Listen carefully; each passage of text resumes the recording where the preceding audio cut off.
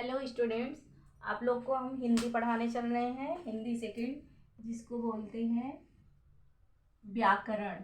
व्याकरण में यह आता है जो हम टॉपिक पढ़ाने चल रहे हैं, बहुत ही इम्पॉर्टेंट है, जो कि सभी कंपटीशन वाले एग्जाम में इम्पॉर्टेंट है। जितनी भी प्रतियोगी परीक्षाएं होती हैं सब के लिए बहुत ही इम्पॉर्टेंट है। हमारी टॉपिक है उच्चारण,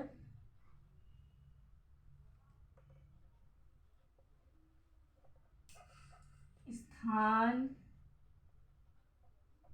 एवं वर्ण।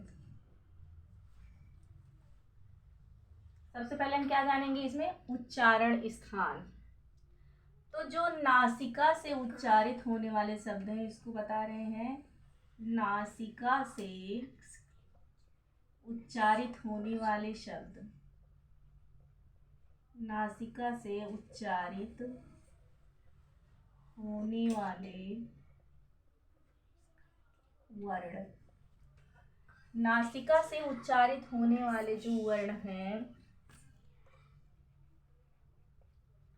नासिका से उच्चारित होने वाले वर्ण क्या हैं, आइए यहाँ पे लिखते हैं।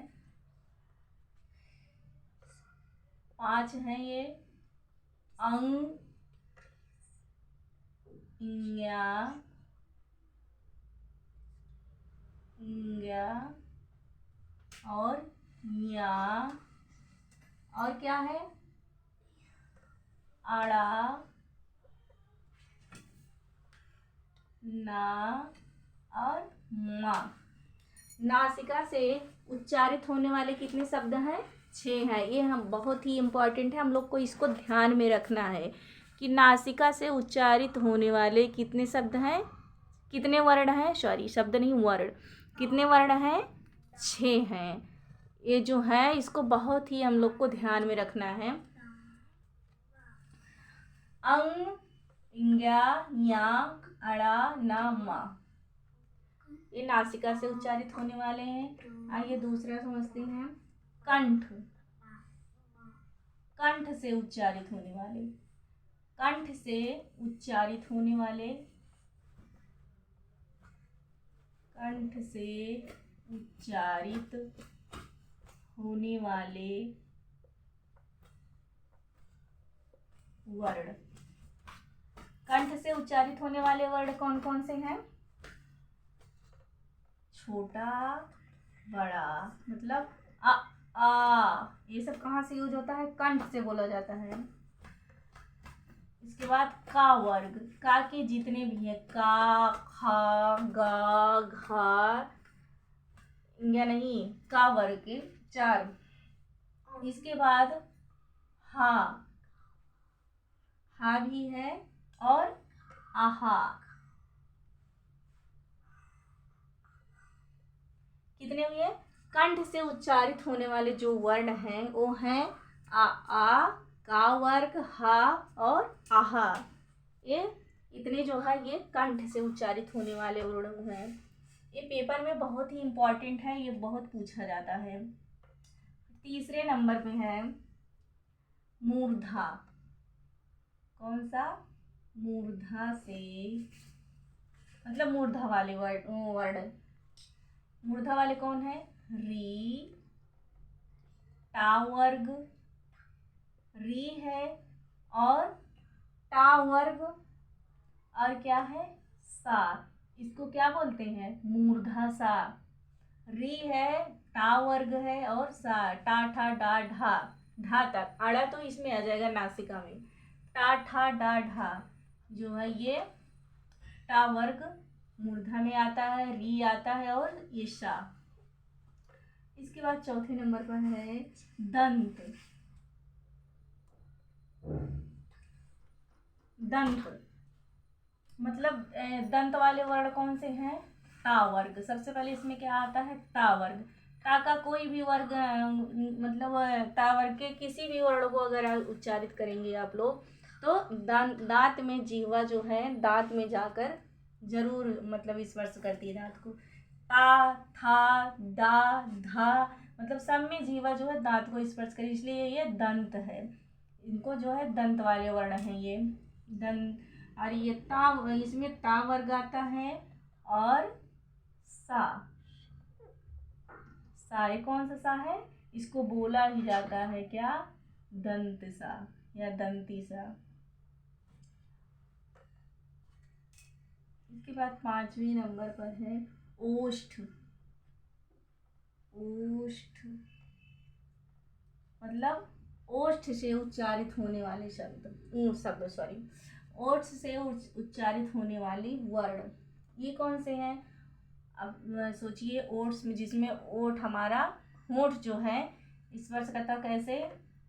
उ ऊ उ ऊ। देखिए ओठ इसमें आए।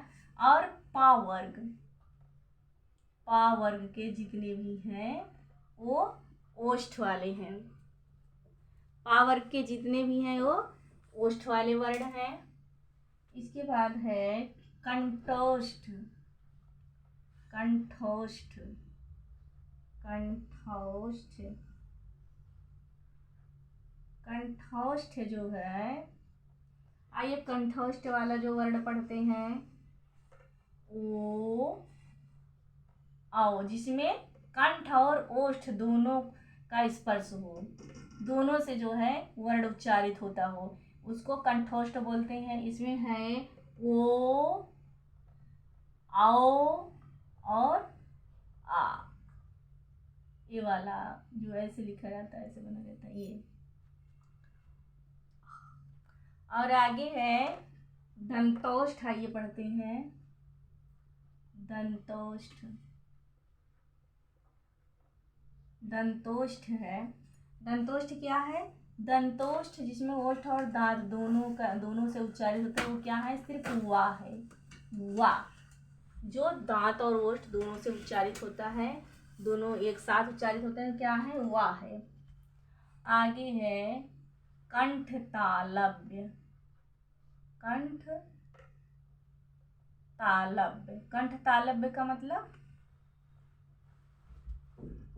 कंठ और तालु दोनों से जो उच्चारित होते हैं वो कंठ तालव्य कहलाते हैं। जैसे ए, आए, ये क्या है?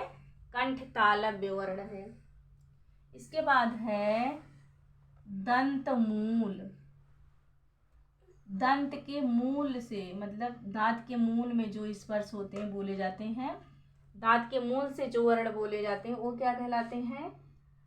दंत मूल। जैसे है रा और ला। मूल मतलब जड़ में, दांत जहाँ से निकला वहाँ जड़ में जाके जीवा स्पर्श करती है ना, दंत मूल वाले वर्ण में। दंत के मूल में जब जीवा जाके स्पर्श करती है जो वर्ण बोलते समय, तो उसको दंत मूल बोलते हैं। जैसे रा, ला, ये क्या है? दंत मूल वर्ण है। हम लोग इसको अच्छे से पढ़ेंगे, अच्छे से इसको याद कर लेंगे। ये इम्पॉर्टेंट है, बहुत ही इम्पॉर्टेंट है। जितनी भी परीक्षा होती है सबके लिए इम्पॉर्टेंट है।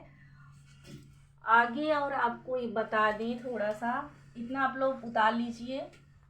इसके बाद आगे थोड़ा सा और बता दें आप लोग को। अरबी फारसी के वर्ण हैं कुछ, उसको बता दें। हिंदी वर्णमाला में, हिंदी वर्णमाला में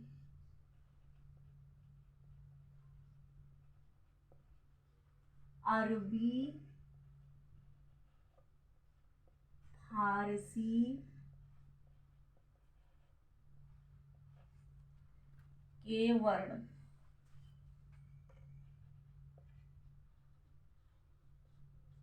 हिंदी वर्णमाला में अरबी फारसी के वर्ण। आइए क्या पढ़ते हैं इसमें क्या आता है? इसमें आता है आ, इसके बाद आ,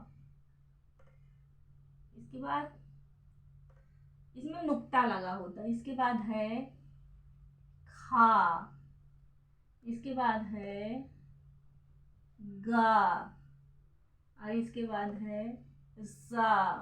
क्या है? जा। इसके बाद है फा, इसके बाद है बा।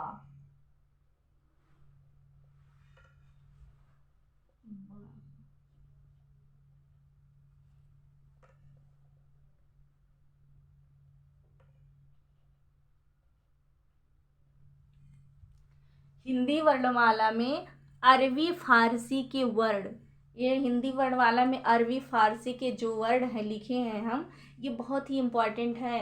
आप लोग इसको अच्छे से याद कर लीजिएगा।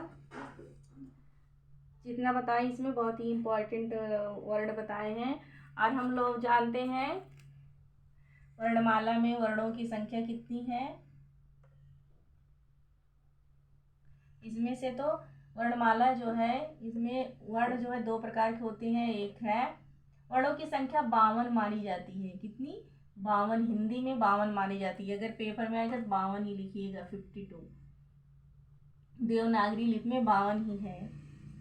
अगर वर्णमाला कैसे, मतलब कितने प्रकार के होते हैं? दो प्रकार के होते हैं।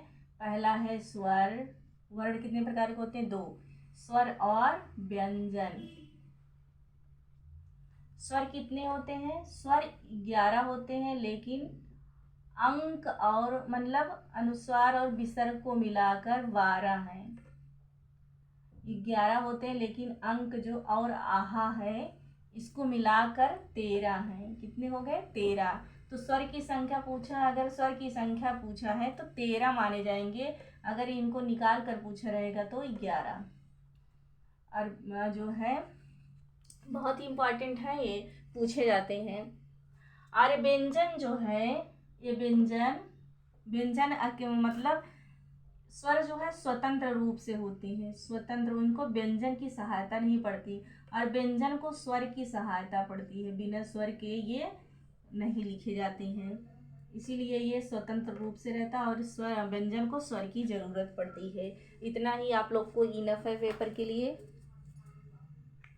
फिर मिलते हैं आप लोग से नेक्स्ट वीडियो में। तब तक के लिए नमस्कार।